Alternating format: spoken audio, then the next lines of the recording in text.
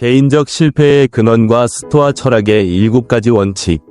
수년 동안 거시 경제의 변동, 정치적 실패, 그리고 특히 개인 생활에서 은밀하게 발생하는 하향 곡선을 관찰하면서 저는 국경과 시간을 초월하는 냉혹한 진실을 깨달았습니다. 실패는 재능이나 자원, 기회가 부족해서 발생하는 것이 아닙니다. 개인적인 차원에서의 실패는 교묘하게 숨겨진 자기 파괴 과정, 즉 매일 반복되어 제2위 천성이 되어버린 작고 어리석은 행동들의 연속에서 비롯됩니다. 지금 당신의 위치를 돌아보십시오. 혹시 막다른 골목에 갇힌 느낌, 미루는 습관, 또는 수동적인 상태에 놓여있지는 않습니까? 만약 그렇다면 당신은 평화로운 삶의 강물, 인악, 공정한 경쟁 속에 길을 잃은 것이 아닙니다. 대신 당신은 자기만족의 메마른 사막에 서 있는 것입니다. 그곳에서 미루는 습관은 끊임없이 움직이며 시야를 가두는 모래 언덕이며 희망은 결코 닿을 수 없는 먼 신기루일 뿐입니다. 당신은 물리적인 족쇄에 묶여있지 않습니다. 당신은 안전하지만 부패로 이끄는 방향만을 가리키는 고장난 나침반, 즉 오래된 습관에 의해 사로잡혀 있습니다. 당신의 인생이라는 배는 큰 바다를 항해하는 것이 아니라 두려움과 행동 부족이라는 항구에서 안전하게 정박된 채 서서히 침몰하고 있습니다. 이것은 당신이 들어야 할 가장 냉혹하면서도 가장 강력한 해독제입니다. 개발되지 않은 잠재력은 당신이 미래에 지고 있는 가장 큰 빚입니다. 당신이 내뱉는 모든 변명, 당신이 허용하는 매 순간의 지연은 일시적인 휴식이 아니라 당신 자신의 재탄생 기회에 박는 못입니다. 당신의 가족이나 친구 또는 세상 그 누구도 당신이 왜 해내지 못했는지에 대한 이유에는 관심이 없습니다. 그들은 오직 결과에만 관심을 가질 뿐이며 더 나쁘게는 당신의 존재 자체에 완전히 무관심합니다. 당신의 실패 앞에서 세상이 지키는 침묵은 공감이 아니라 차가운 무관심입니다. 그러나 아무도 당신을 구하러 오지 않기 때문에 자신을 구원할 힘은 온전히 당신의 손 안에 있습니다. 시계는 카운트다운을 시작했고 당신 앞에는 상반된 2가지 선택지가 있습니다. 어리석은 습관의 수동적인 희생자로 남을 것인가, 아니면 당신 운명의 최고 건축가가 될 것인가. 흘러가는 매 순간은 당신 자신을 재정의하고 재구성할 수 있는 황금 같은 기회입니다. 이 분석을 통해 우리는 대부분의 사람들이 반복하는 가장 어리석은 실수들로부터 도출된 스토아 철학의 7가지 강인한 원칙을 해부할 것입니다. 이는 당신이 그러한 심리적 덫에서 벗어나 자신이 잘못 가고 있음을 아는 것을 넘어 정확히 어디서부터 행동을 시작해야 할지 알게 해주는 나침반이 될 것입니다. 1. 언어 절제의 조용한 힘. 이것은 첫 번째이자 가장 흔한 어리석은 습관입니다. 바로 생각보다 많이 말하는 것, 즉 말을 내면의 공허함과 자신감 부족을 숨기는 무기로 사용하는 것입니다. 당신은 모든 침묵을 불필요한 이야기로 채우려는 사람들을 본 적이 있을 것입니다. 그들은 똑똑해서 그러는 것이 아니라 정적을 두려워하기 때문입니다. 그들은 음량을 권력으로 착각하고 끊임없는 논쟁을 깊이 있는 것으로 착각합니다. 통제되지 않은 모든 말은 유탄이 되어 듣는 사람에게 상처를 입힐 뿐만 아니라 당신 자신의 평판을 깎아내립니다. 세네카는 경고했습니다. 차라리 침묵하고 바보라고 생각하게 하는 것이 입을 열어 모든 의심을 없애는 것보다 낫다. 진실은 이렇습니다. 말을 많이 할수록 당신은 자신의 무지와 불안감을 더 많이 드러냅니다.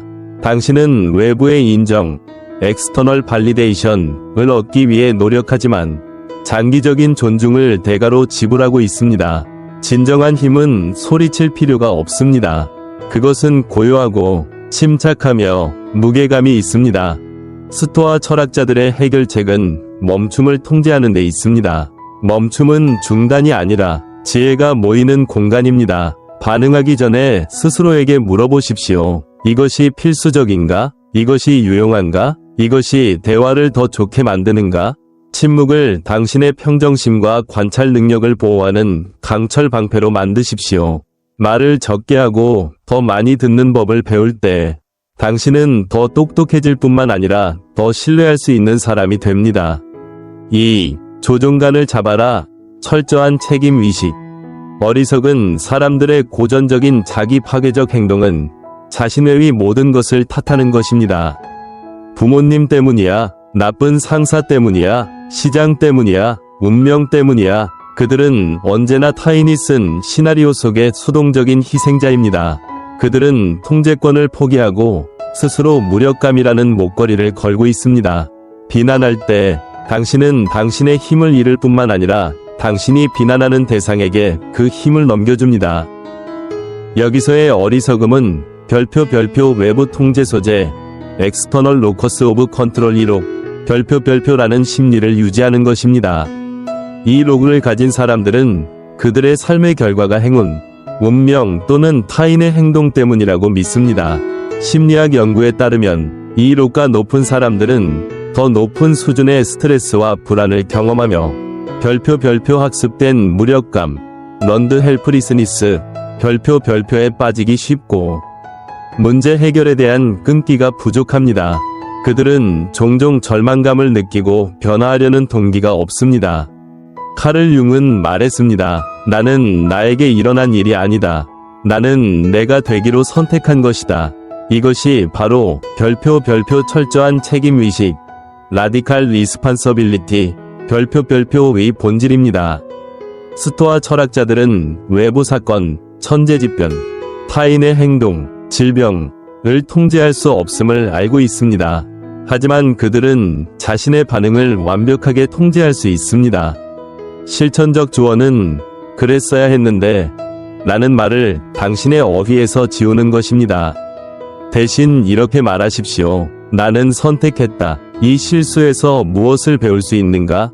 그리고 내가 통제할 수 있는 다음 단계는 무엇인가? 당신이 행동하지 않기로 선택하는 것조차도 일어나는 모든 일은 당신의 선택 때문입니다. 좋든 나쁘든 인생의 모든 결과에 대해 100% 소유권을 받아들일 때 당신은 조종간을 되찾고 당신 운명의 진정한 건축가가 될 것입니다. 3. 관심이라는 이기적인 경제와의 선전포고. 디지털 시대의 세 번째 어리석음은 개선 대신 관심을 쫓는 것입니다. 우리는 자존감과 자기 가치가 좋아요 위수, 댓글, 팔로워 수로 측정되는 좋아요 경제, 더 라이크 이코노미 속에 살고 있습니다. 당신은 외부의 인정에서 오는 즉각적인 도파민을 얻기 위해 개인적인 삶을 드러내고 사생활을 희생하며 집중력을 잃을 준비가 되어 있습니다. 이 습관은 교활한 덫입니다. 펜실베니아 대학교와 미국 심리학회 APA 위 연구는 빈번한 소셜미디어 사용을 높은 수준의 불안 및 우울증과 연관시키며 자존감을 저하시킨다고 밝혔습니다. 특히 사용자들이 다른 사람들보다 적은 좋아요를 받을 때 그들은 거절당한 기분을 느끼고 강한 부정적인 감정을 경험합니다. 당신은 외부 승인의 죄수가 되어 가상 커뮤니티의 끈에 따라 춤추는 꼭두각시가 되고 있습니다. 스토아 철학자이자 황제였던 마르쿠스 아우렐리우스는 단호하게 선언했습니다. 타인의 승인은 당신에게 아무것도 가져다 주지 않는다. 스토아적 힘은 관객을 필요로 하지 않습니다. 그것은 카메라나 좋아요가 없는 정신의 체육관, 즉 고요함 속에서 구축됩니다. 단호한 조언, 공식을 뒤집으십시오. 별표 보이는 것, 비잉신, 별표에 집중하는 대신 별표 되는 것, 비커밍, 별표에 집중하십시오. 당신의 목표는 일시적인 인기가 아니라 끊임없는 별표 내적 업그레이드, 인터널 업그레이드, 별표입니다. 아무도 당신을 보지 않을 때 가장 열심히 일하십시오. 그렇게 할 때 결과 자체가 말하게 될 것이며 그것만이 유일하게 장기적인 가치를 지닌 인정입니다. 4. 진실의 냉혹함, 피드백을 수용하는 기술. 어리석은 사람들은 진실과 건설적인 피드백을 두려워하고 방어합니다. 그들은 비판을 개인적인 공격으로 간주하고 나약한 자아에 대한 직접적인 위협으로 여깁니다. 그들은 자신이 틀렸다는 고통스러운 진실에 직면하기보다는 자기만족 속에서 실수를 반복하는 쪽을 택합니다. 듣기를 거부함으로써 그들은 배움의 문을 닫고 스스로 가짜 확실성이라는 정신적 감옥에 갇힙니다. 이는 성장의 기회를 낭비하는 것입니다. 피드백은 적이 아닙니다. 그것은 당신이 가질 수 있는 가장 정직한 별표 반사경, 리플렉션 미러, 별표입니다. 이것 없이는 당신은 자신의 맹점을 보지 못하고 눈이 멀게 됩니다. 마르쿠스 아우렐리우스는 수정과 교정을 선물로 여겼습니다. 누군가 당신을 바로잡아주고 당신의 실수를 지적한다면 그것을 선물로 받아들이십시오. 핵심 교훈, 철저한 겸손을 기르십시오. 비판을 받을 때 침묵하고 문제를 완전히 경청하십시오. 즉시 반응하지 마십시오. 의도적으로 반응하십시오. 왜 내가 틀렸는가? 대신 이 관점에서 내가 배울 수 있는 것은 무엇인가? 라고 물으십시오. 당신이 완벽하지 않으며 항상 개선의 여지가 있음을 받아들이는 것은 당신을 약하게 만드는 것이 아니라 성장에 필요한 회복 탄력성을 만듭니다. 방어는 당신을 붙잡아 두지만 겸손은 당신을 해방시킬 것입니다. 5. 반복되는 실수, 미루는 습관의 은밀한 비용. 5번째 습관은 비난과 함께 가는 습관으로 같은 실수를 반복하고 그것을 순진하게 경험이라고 부르며 모든 변화에 저항하는 것입니다. 그들은 똑같은 재정적, 관계적 또는 건강상의 장애물에 계속 걸려 넘어지지만 근본적인 행동을 분석하기를 거부합니다. 그들은 변화의 불편함을 받아들이기보다는 썩어가는 안전지대에 머무르는 것을 선호합니다. 미루는 습관은 게으름이 아닙니다. 그것은 재정과 학문에 대한 파괴입니다. 데이터를 보십시오.